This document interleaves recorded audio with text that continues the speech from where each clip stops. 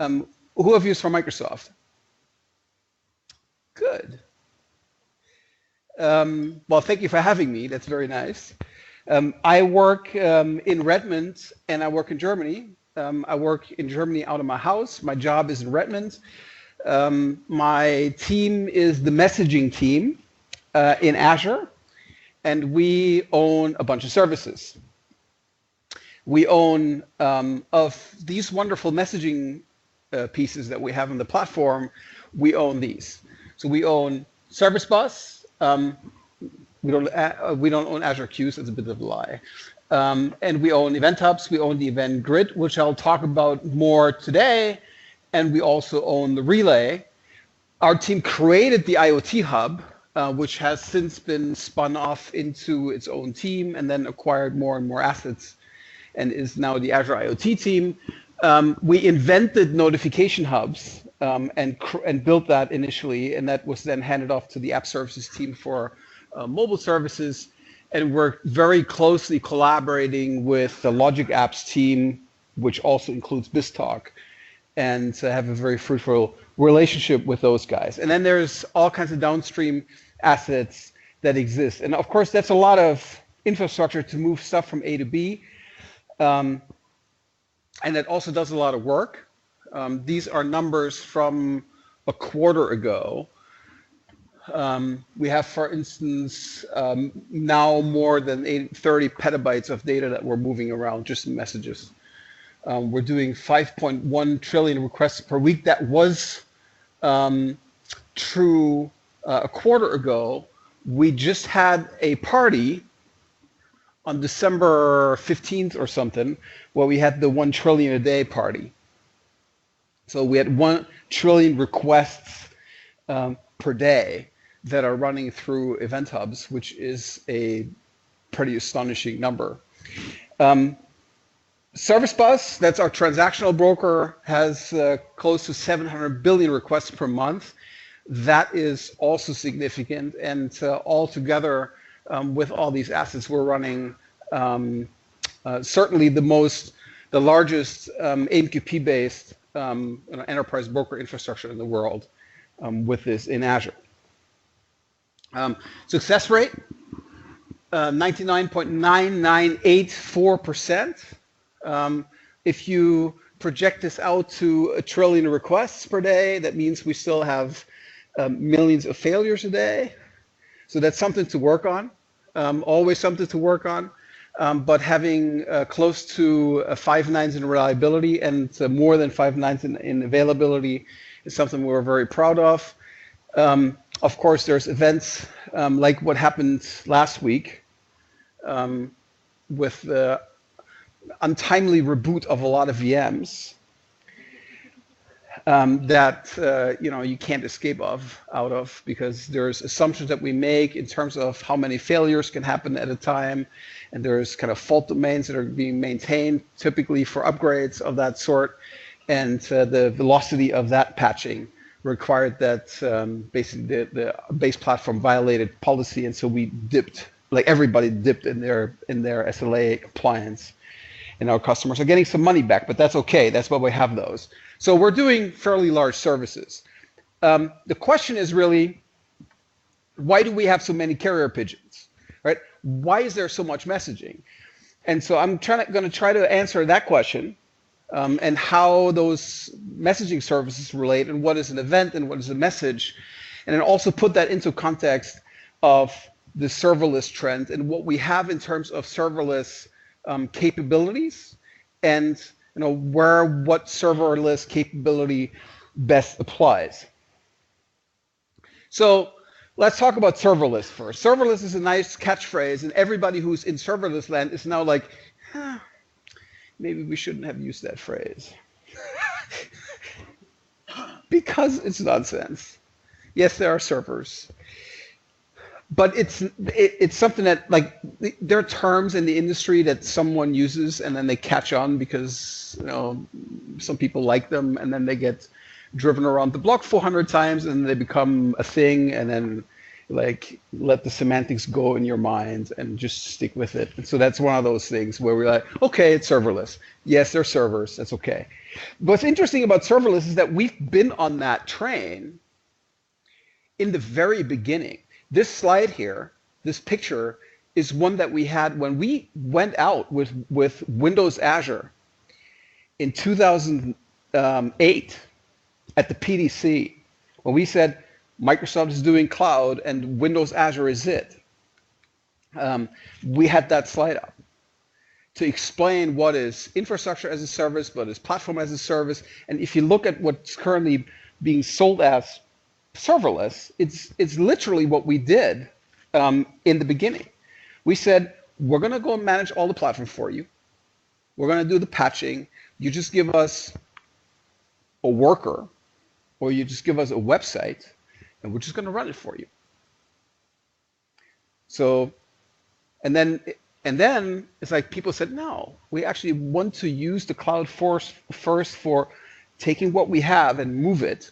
We don't want to go and rebuild everything that we want. And we have now reached a point, 10 years later, really, that this, what initially the vision was for this web and worker model, now comes back and now becomes the thing.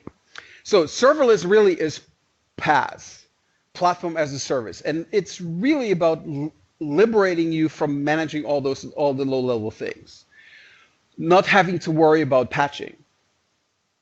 So as what just happened, now everybody who is managing their own IaaS VMs still needs to go into the operating system if they run code that they didn't write, and needs to go and patch their operating systems.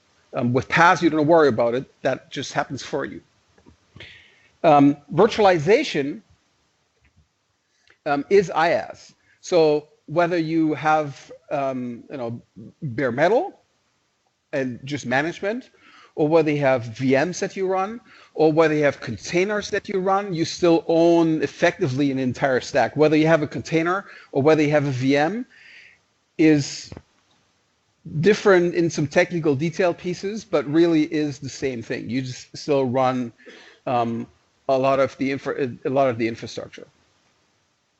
You're still responsible for it. You're orchestrating it. You ultimately also typically own the VMs on it, except for some special services like the Azure container instances, where you're liberated of that, even with the new Amazon thing that I can't remember the name of because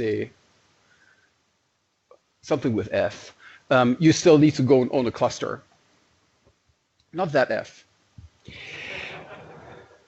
So serverless really is PaaS as we initially thought of it. And I'm not claiming that Microsoft, is the grand visionary company that comes up with all the things. It's just, if you draw the parallels, what we had in 2009 is pretty close to what's hip in 2017, 18. And that's not bad. The world has moved on, though, and so there's multiple different options you can choose. We had the 2008 and 9 version of serverless was a very opinionated one. Also in terms of runtime, it only really worked on .NET well, and then you could go and host some other things, but that was all weird. And now we have more differentiated options. There's really 3 types. There's a managed cluster. You give an application, and that is deployed in a cluster, and the cluster is managed, and the cluster has some specific functions. I'll get to that. That is good for stateful resources. You have managed middleware, like a web server, that is managed for you, where you have a notion of a site, you have a notion of an application that hangs together, maybe a little bit more complex, that you can go and deploy into a web server infrastructure, and then that is being scaled out for you if you need, as you need it. But again, you're liberated from from management of the underlying infrastructure and networking. And then there's managed functions. And managed functions is really, you supply a bit of code that then opportunistically gets, put onto a machine that has capacity available and then gets executed there, but you don't care really about what that placement of that function is. So there's a cluster, where you care about the cluster and you care about where state is living. It's typically stateful. There's a set of application hosts, I would say, where you care about the application, but you don't need to have those cluster level services. And then you have functions where it's okay to run bits and pieces of code everywhere in an environment where that environment may not even be coherent. I'll get back to those options. Let's talk about services first. And that's another trend. And you see that I have micro in parentheses because I'm not a big fan of the very tiny little services where you have a service that's being created around a single entity, which some people are doing. Like you have a database table, and then there's a service that's created around the database table. I think that's craziness. But we have come up with a good set of principles back in 99, 98, 2000, when we had that first web services phase on how we think about services and what a service might be. And you see a lot of those things echoed. The first time microservices really came back into the limelight was through Martin Fowler's article, who talked about that web service principle. And that's the thing that everybody read and said, huh. And then that seemed interesting. And then at second thought, we're like, wait, heard that before. And really, it's an evolution of a lot of the concepts that we had. And in fact, some of the slides that I use here are from 10 years ago, because the principles really haven't changed. So what is a service? A service is software that is responsible for holding, processing, or distributing particular kinds of information within the scope of the system. It owns something. And it does a certain job. That is a service. It can be built, deployed, and run independently, meeting defined operational objectives. This goes towards a team, if you read through this, as not only a technology statement, but also an organizational statement. It communicates with consumers and other services, presenting information using conventions or contract assurances, protects itself against unwanted access, information against loss, handles failure conditions such that failures cannot lead to information corruption. It protects its data. These are base principles of which I would say everybody in Azure would agree that we're following them for all the services that we build. Azure itself is a federation of services. I built on storage. Lots of services built on the messaging infrastructures that we built. However, we're not having grand coordination meetings with 200 people where we say, oh, I'm going to go and publish a feature. Would you agree with that? No. I make a commitment about a contract for a certain API version, and when I make an upgrade, I stick to that contract. I would not leak my database or my stores to anybody else so they can go and futz around with them. They come through the front door and interact with our service. When and where we deploy, where that thing sits, how it's organized is all private. We own that. And that's the only way this federation that is Azure can even exist. And that's also true for customer services that sit on top of it, like things that you might build here. The defining property of services is that they're autonomous. And when I say services, and I have that on the slide later, I really mean not only the code that executes, but also the teams that write it, that own it. It owns all of the state. It immediately depends on and manages. It owns its communication contract and adheres to it. It can be changed, redeployed, completely replaced without anybody else noticing because you are adhering to the contract. If you don't, then you need to have procedures in place for letting everybody know that you're breaking it. The nice thing about this when you run services versus building libraries is that you know who's using you. Services don't share state with others, which means you don't expose your databases, you don't expose your internal state. There's a front door contract, and that's what everybody's using. There's no satellite communications, nothing that's kind of opaque, special between any two services. Everything goes through the public API. And autonomy really is about agility and cross-org communication. The modern notion of service is not about code, artifact, counts or sizes, technology choices. Is really about ownership. That's the important thing. The older notion, and I think that's the change that we have now. The older notion, what we thought of was that really a service is a deployable unit. And I think that's no longer true. It's a set of related artifacts that one team manages and that one team owns and that one team thinks about. And when I say team, it might even be a larger organization because, you know, service is aggregate. But it's really about ownership. A system is a federation of services aiming to provide a composite solution for a well-defined scope. Services may be shared across systems. A system, the solution scope, may be motivated by business, technology, policy, law, culture, or other criteria, which means you may have a system that is specifically made for the EU, adhering to everything in the GDPR. I'm sure a lot of you have fun with that right now, as we do.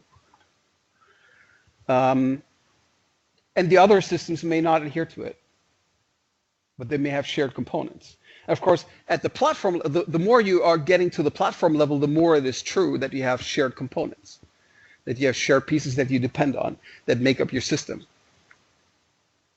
A system may appear and act as a service towards other parties.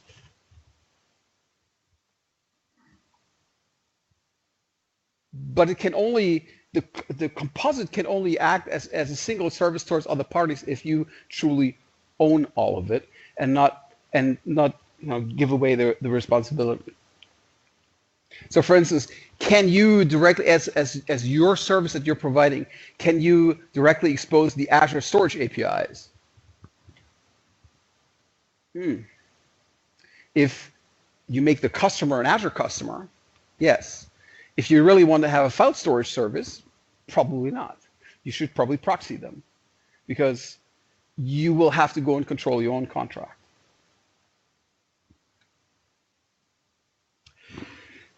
So having set this the base principles for what a service is, and I'm not going to go into, intentionally not going to go into how do you find the service boundaries, because that's that's 3 days of talking.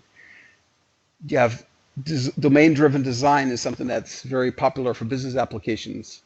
You have there's a fairly natural scoping that happens based on architectural needs.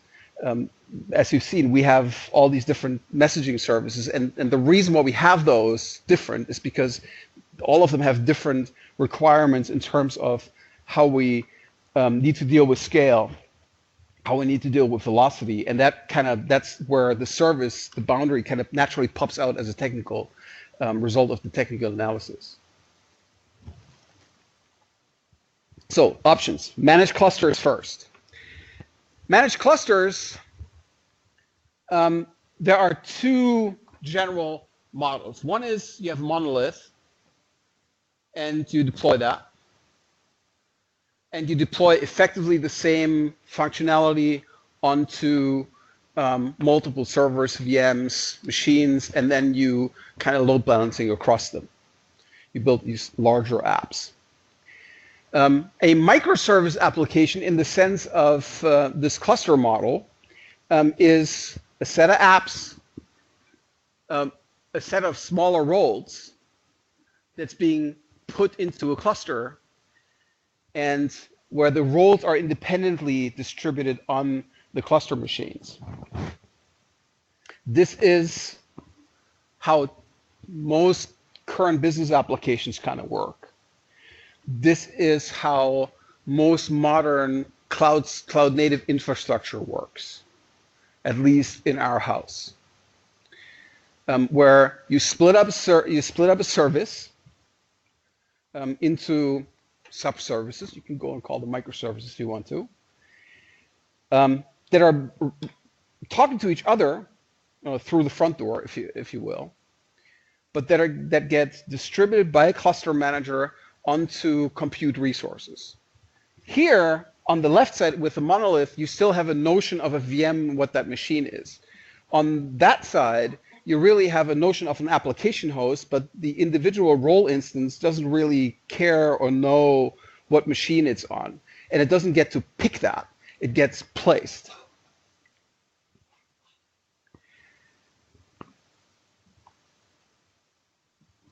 The typical setup for the monolith is, since you have a clone setup, is that everybody talks to the same database.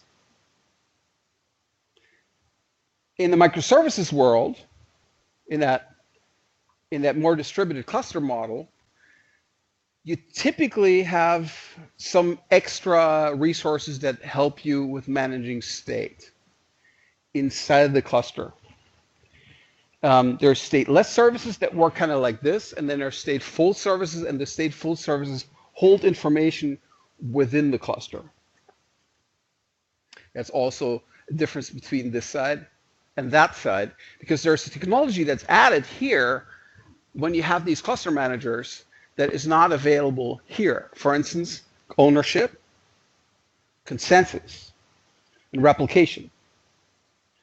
These are all capabilities that you need to make things work. So I'll give you an example out of my domain. You're building a messaging broker. You don't have to build one. I built one. But every message that goes through the messaging broker gets labeled with a sequence number.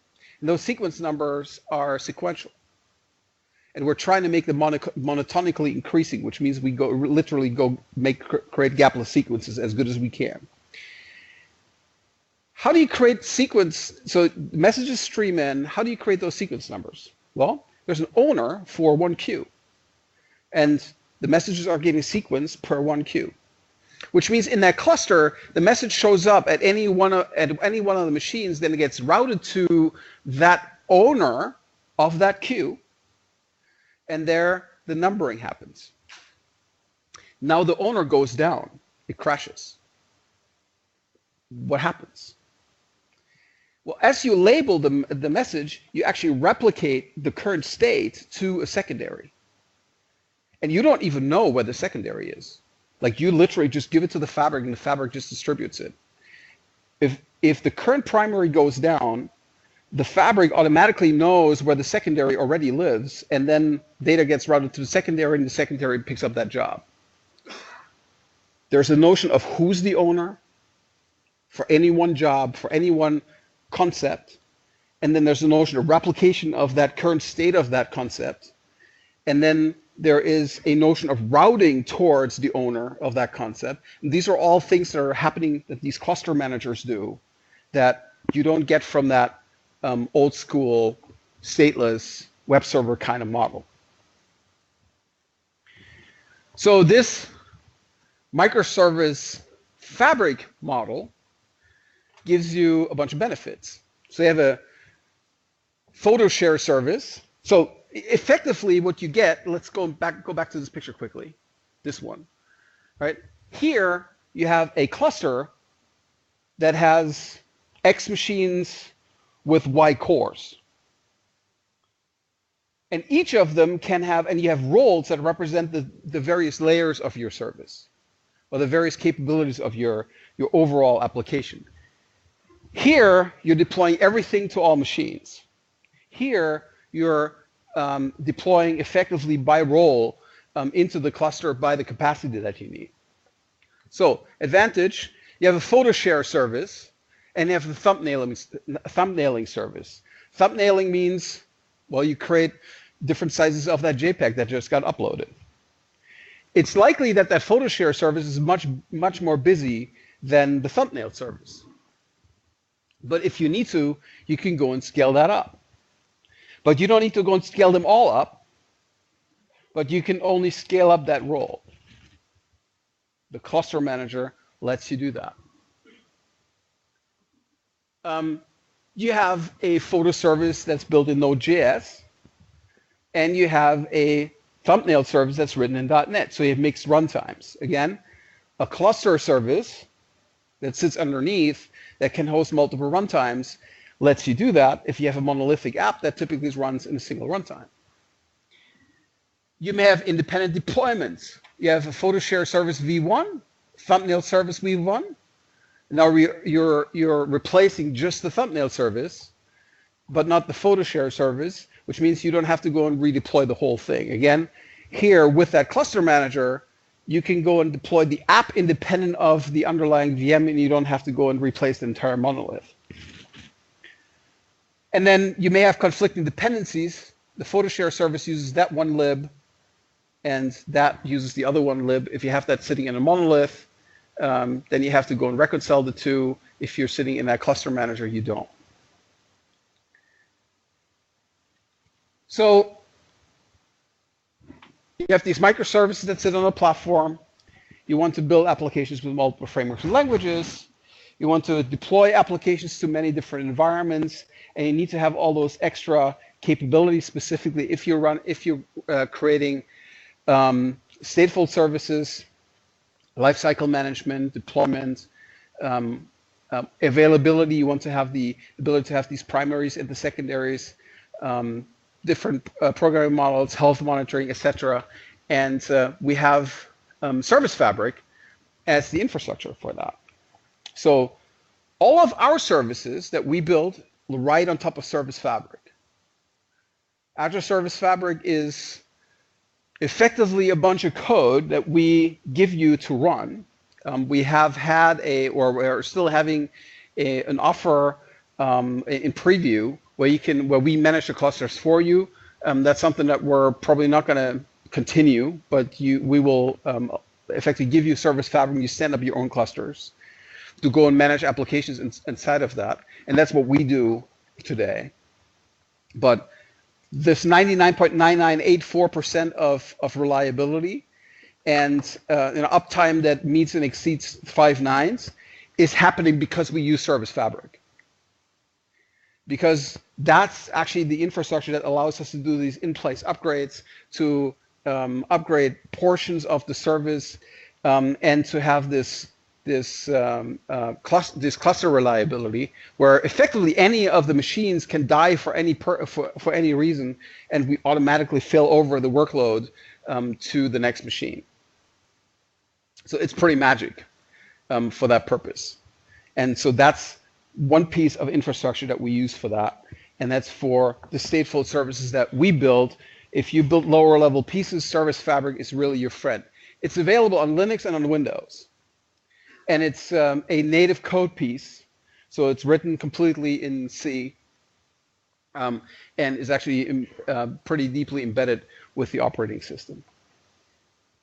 And then there's a bunch of programming models on top of that. We use, you can go and run containers on top of it. You can run executables on top of it. And we use reliable services.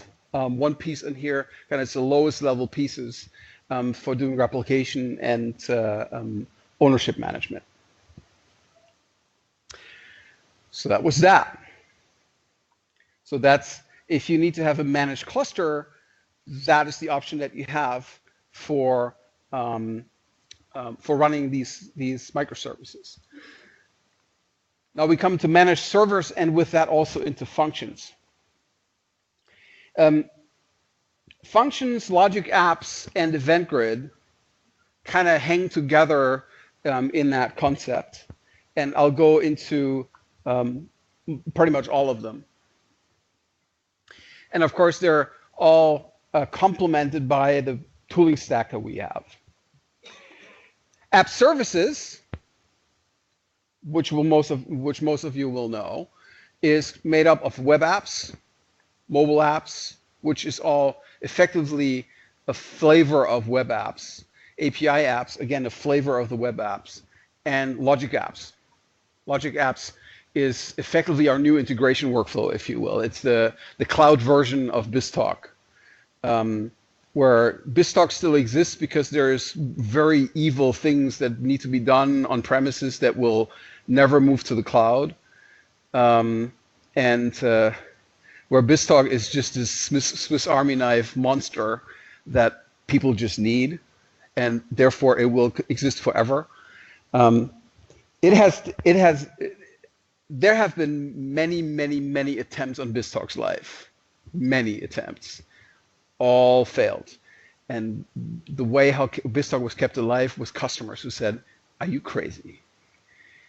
And I think, meanwhile, now the Logic Apps team, which owns BizTalk, it's in very good hands there, because they're tackling what they can in terms of the integration challenge in the cloud, but they know that BizTalk on premises is still needed for a lot of things, including the very formidable work that the host integration team does for all the old school IBM stuff that still exists.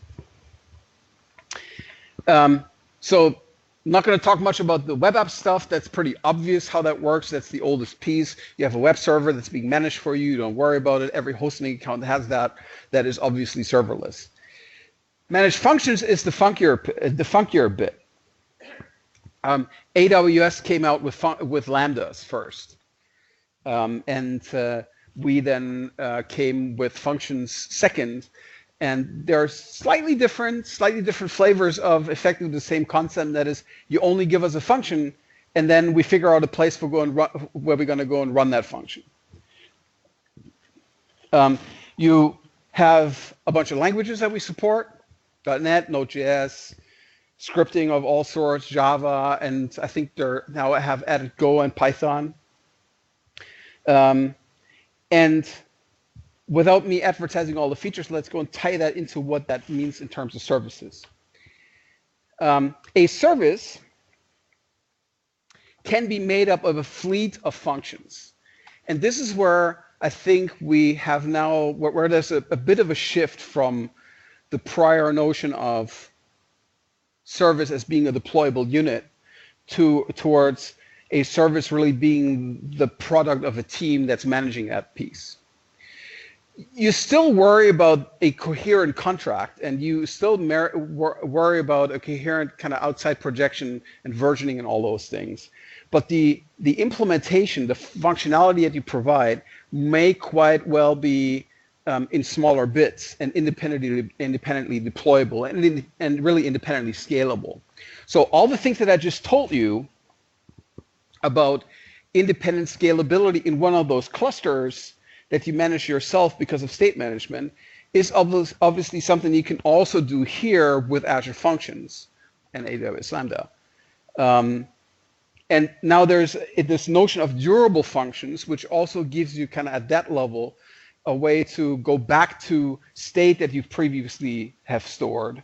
And so in the Azure Functions, at a higher level of abstraction, you get the ability not to only execute stateless functionality, but also stateful functionality. And a lot of that is actually implemented on top of the service fabric underneath. So we give you kind of full control at the bottom. You can go and set up your own cluster and run your own cluster, and then you can put applications on top where the applications don't care. Or here you say, I'm going to delegate it all to the platform and effectively just turn the knobs on how much scalability I want, or just have it auto scale for me, and I literally only care about the code that runs. So lower level, more control; higher level, less control about all the bits and pieces, and less work.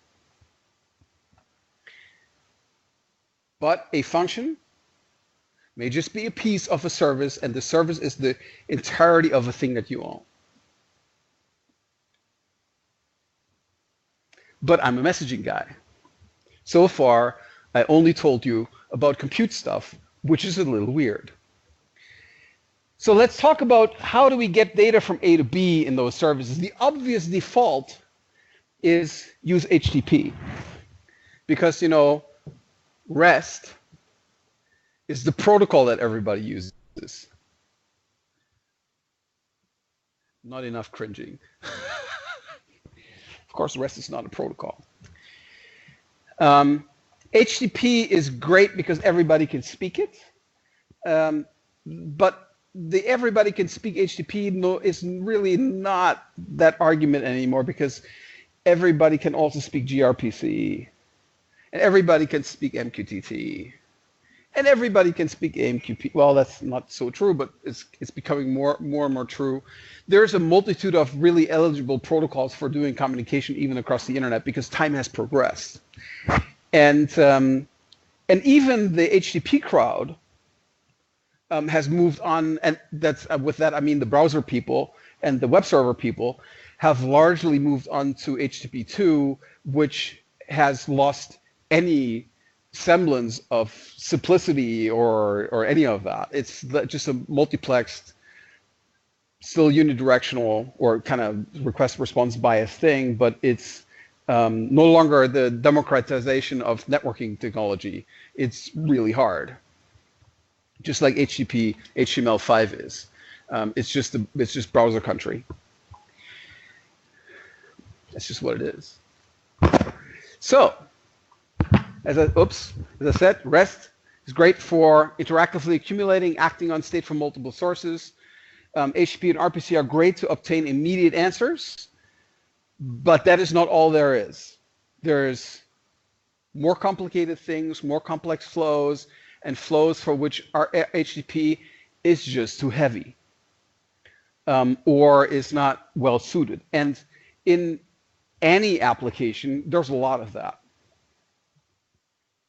So let's try to rationalize some of the kinds of things we do in terms of communication. So we do commands, notifications, reports, transfers, measurements, handovers, assignments, jobs, transfers, traces, updates, requests, all kinds of things. HTTP is really good for one of those things, and that's requests. But there's other things that are happening here, and I would go and just first sort that list or structure that list a little. There are things that are happening here: command, transfers, queries, handovers, jobs, assignments, and updates, and requests, that are a little different from reports and notifications and measurements and traces. There's expectations that you have when you do these things versus not a lot of expectations specifically to get anything back or have anything happen when you do these things. They're different. You have intents and you have facts. Intents is you do something, you send a message, you call someone with the intent of them doing something. You say a command for them to execute something. You transfer something so that you can transfer the ownership of something with the intent of them either holding it or doing something with it. You query with the intent of them giving you something back. You hand over control of a process with the expectation that they will go and continue it. You give them a job to execute and then report back to you. You do an assignment, again, similar to transferring a job. You make an update of information that you expect them to already have, or you request some information from them similar to a query. Reporting means you just tell them something, but you have no particular expectation what they want to do with it. Or you notify them of something, and you might have a notion of what they can do with it, but you're not being instructive about it. You measure something, you measure a temperature, and you just report that out, or you have a debug trace, and again, you report that out. These are all things that you capture as fact in your system, but there's no implied flow. So, messaging is generally about intent. Eventing is typically about facts. With messaging, you convey expectations, you maintain conversations, you have a mutually agreed contract that you both parties typically adhere to. You do transfers of control, and in many cases, if you think about banking, you do transfers of value. Bitcoin. Don't buy Bitcoin. It's crazy. And it's bad for the environment. Okay. Facts. You have historical information. They come with some context. They may have some order amongst each other, like a debug trace has a certain sequence to it. And they may be schematized. There's information about the event per se and how it's structured, but it's not a mutually agreed contract between the two. So they're different. Because they're so different, they warrant different infrastructure. And they warrant using different software pieces with them. Messaging is about moving stuff between A, B, and C, and eventing is really A, telling other parties, hey, this is what just happened to me, which also has architectural consequences. Eventing is more about extensibility, and messaging is more about intercommunication. A messaging example. You have a device, and the device wants to talk to a backend process of some sort. There's a cloud gateway that they're communicating through. The backend wants to talk to the device wants to talk to that backend. That's a messaging job. Because there's mutual communication need. And there's some broker in the middle who does some very important job. For instance, it gives the device a place from where to pick up its information, right? How do you make a car locatable? How does an app work that allows you to unlock your car from that app? Does the cloud find that car through the IP address? No. Does it work through a VPN? Yes, sometimes it does. In the bag of bad ideas of the automotive industry is bottomless. But so VPN is one of those ideas, but they're mostly of it. How that works is that the car has a queue somewhere in the cloud. You put a message into that queue, and when the car is connected, it will go and pull that message up automatically. But if the car is offline, it is in a tunnel, or it is parked somewhere, it will not get that message, but it will get that message when it sees the network again. Then they have features that sit on top of this, which, for instance, you have time to live. If you have to give the unlock command, you really want to have that happen within 5 seconds. And after 5 seconds, you no longer want to have the car obey that command, right? Because that would be a little stupid. And there's many of those. So you need to have some features that are embedded in that fabric that help with that. So this is a messaging thing because it's really about communication, typically about commands, about the car making requests to get some information. A lot of that is a messaging scenario. There are obviously also eventing scenarios in the car scenario with telemetry, etc. But if we talk about unlocking a car or the car trying to get some information for you about anything that's up in the world, those are typically messaging examples. And then, of course, you have workflow execution. You have a backend process, and the backend process is executing an order. It will go and first charge your credit card. Then it will go and hand that order off for the packages to be assembled in the shipping hall. It will register it with the delivery service. It will then coordinate that it actually gets picked up and track it, and it's going to do all those things with your shipment. And then that's all coordinated by a workflow manager. And there's many different parties, and all those different parties need to make sure that a job is reliably executed and all that stuff. All the communication between all those different pieces typically happens through messaging infrastructure. Logic apps and service bus are the pieces that are typically in play here because you have this accounting and stuff. What a lot of dynamics is about, obviously, that is integrated. Well, in the Microsoft case, obviously, it is super nicely integrated with all the things that we have. But in the case of all the evil competitors, it is really complicated, and that's why you need logic apps. Events split into another two sets. There's discrete events they're independent, they report state changes out, they're actionable, and then there's a series of events, time-ordered, partitioned by context. They report conditions, and they're not immediately actionable, but they're analyzable. So there's a series of data, and there's an immediately actionable thing. Example for serious data is very simple. A trace, a debug trace, is a serious event. And that is because when something breaks and you want to diagnose it, you will typically need to look at the log back and kind of see what happened before this. It's typically hard to tell from a single line in a trace what happened. You really want to have the story to this. So you need to have a series of events. But if you have a discrete event, for instance, a blob was created in the blob store, that's something you can immediately react to. That's something that's actionable. You can anchor some functionality on that.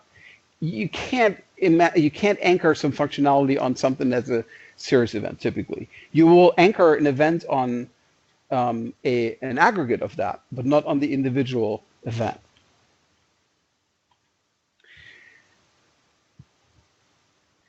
Someone pointed out to me that this is a smiley, and that is also a smiley, and now I can't unsee it. So let's stick to the actionable piece.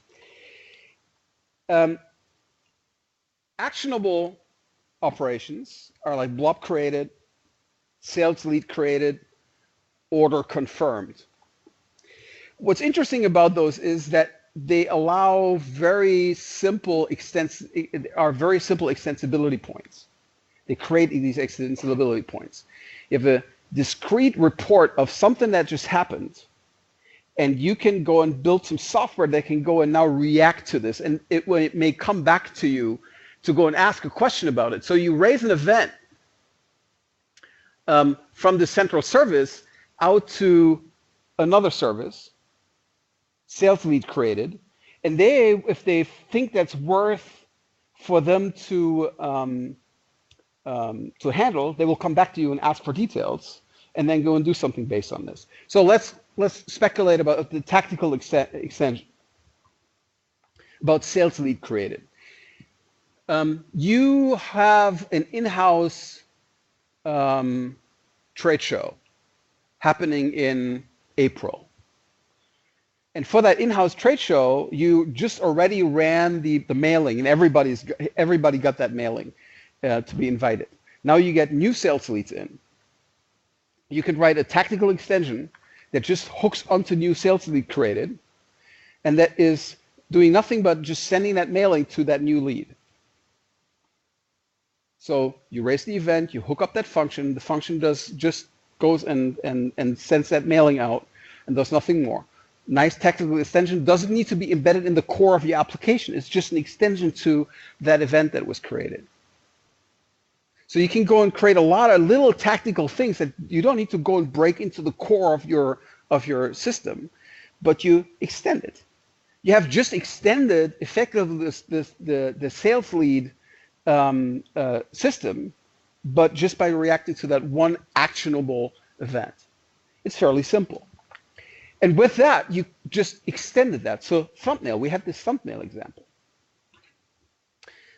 Blob store, and I'll show you an example of that in a moment.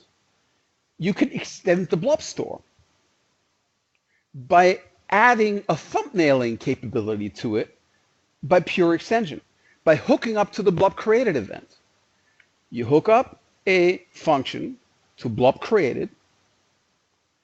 The function will check for whether the file is a CR2. I'm a Canon photographer, so that's a raw file. It will go and take the raw file and will take some default profile that you like, turn that into a JPEG, we'll store the JPEG. Or you come with a JPEG and you upload the JPEG, it will react on uploading a JPEG. Once you've uploaded the JPEG, it will go and create a subdirectory and store 7 versions of that file in different sizes in that subdirectory. You don't need to do anything, just upload a file. And then you write this extension function, which reacts to blob created. And if there's a JPEG in there, you start the JPEG function. If there's a CR2 in there, you start the CR2 function. And with that, you now created a smart version of the blob store that can automatically handle these things. You create an extension to it. That's what actionable events do, which is pretty magic. And arguably, these are microservices, right? These are services that extend your core functionality that do just one thing. So let's tease the series and the individual things apart. You have data series processing. You need to have some different infrastructure for this. You have a device, and you collect some readings. And you go through an ingester. You want to react to something. Let's say you do a smart building system. The smart building system wants to go and adjust temperatures. And of course, in this room, there's a giant fluctuation of temperatures that are happening right here. If there was a reading of a reasonably, I'm sure there are plenty of readings in this room, of a temperature sensor, the temperature sensor might show, if you just look at the integer Celsius, it might show 20 degrees or 23. But really, if you look at it, it's a curve. And if you measure different zones in this room, you get vastly different numbers.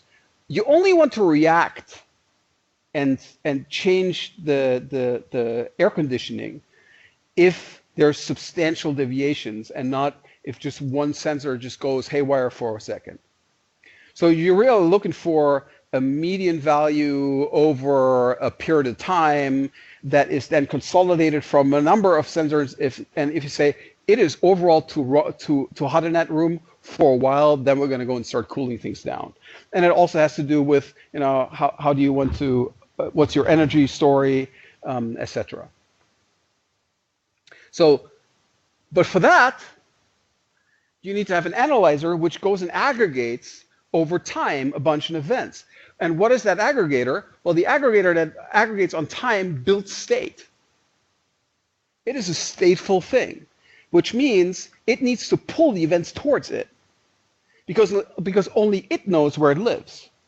So it needs to work with some infrastructure, in our case, event hubs, where you can go and pull from a source where the events are being stored towards you, and you can go and start aggregating stuff on top of each other and do the calculation. You need to have special infrastructure because aggregation requires state accumulation, which means you need to go and pull it.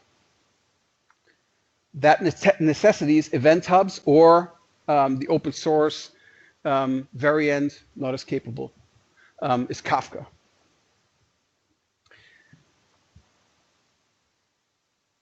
Discrete events are different. You have the same device. The same device now raises an alarm. Let's say it's a battery-driven device, and the battery is, and one of those battery-driven devices where the battery lasts for a year. And the device now says, hey, I'm low on battery. Please get a ladder, climb up here, and change my battery, please. That alert happens very rarely.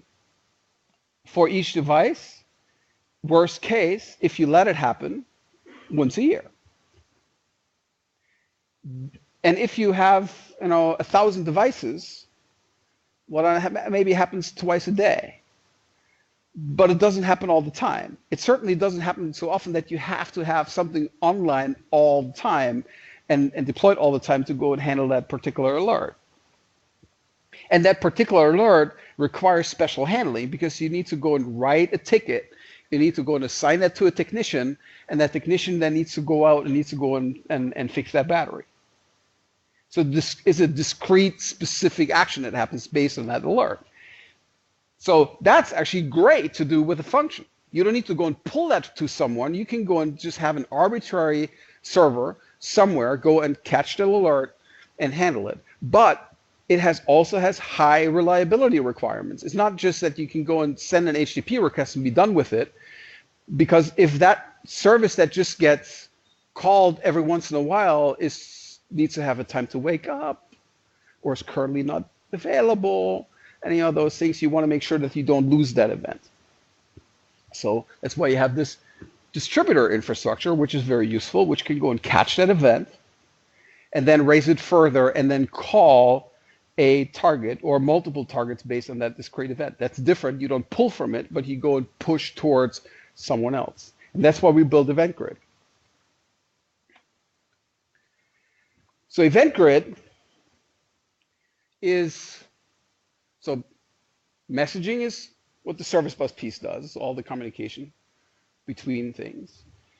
Event hubs is where you store large amounts of data and you can go and pull it out. And Event Grid really is the novelty here. That's the new piece that we created last year, and which we are going to make generally available this year, which is doing this pushing.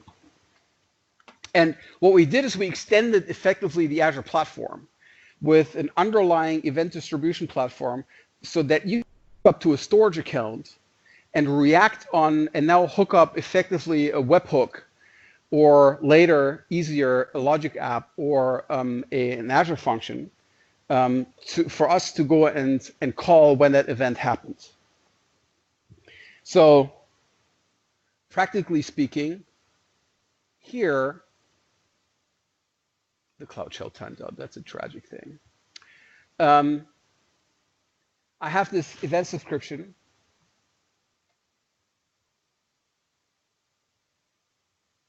Let's see. Well, also my shell clamped out here, did it? Okay. So I have this event subscription. What you see here, I am in a, I'm in the storage account. This is, it says Event Grid, but I'm really here. I'm in a blob store account. So this is just all normal blob store thing. In the blob store, so if you create a blob store's dedicated account today, this is how it looks in the preview, then you're going to have an Event Grid tab in here. So the Event Grid is nothing that you create. The Event Grid is something that is in the platform. And you walk up to the Event Grid tab of the storage service, and other services have that as well. And now you can go and create a new event subscription, name it somewhere, test 2. You can have a subscriber type. That is currently webhook. Right now in the preview, we're going to add Azure Functions explicitly and also Logic Apps specifically. And now you supply the subscriber endpoint. As you see here, I have this request bin provided on this one, so I'm not going to fill this out. And then you can have a prefix filter and a suffix filter. That happens on particular event types, and the event types that are being offered here by the blob store is blob created and blob deleted. On Service Bus, we have an event that we raise when the queue is not empty and there are no consumers on the queue, which means the queue is idle, but there's messages in it. In that case, we're going to raise an event, which is actionable because then you can actually go and start a receiver on it.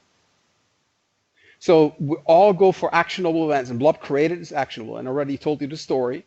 You put up a JPEG, and now you put up a handler for that JPEG. What that function gets is here in the request bin.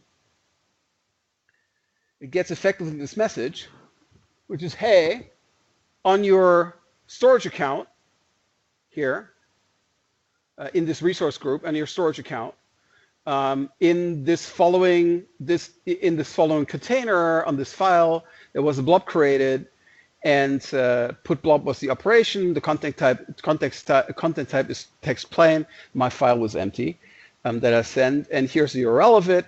And now you can do whatever you like with that information, which often is you pull the file up and do something with it. But that allows you now to go and build an application that is easily extensible. That you can do with the built-in services. So you can do this with blob storage. You can do this with resource groups. So when we raise events when a deployment has finished, or when changing a resource has been finished. So if you are creating a deployment process, you can actually go and hook an event to a VM being started.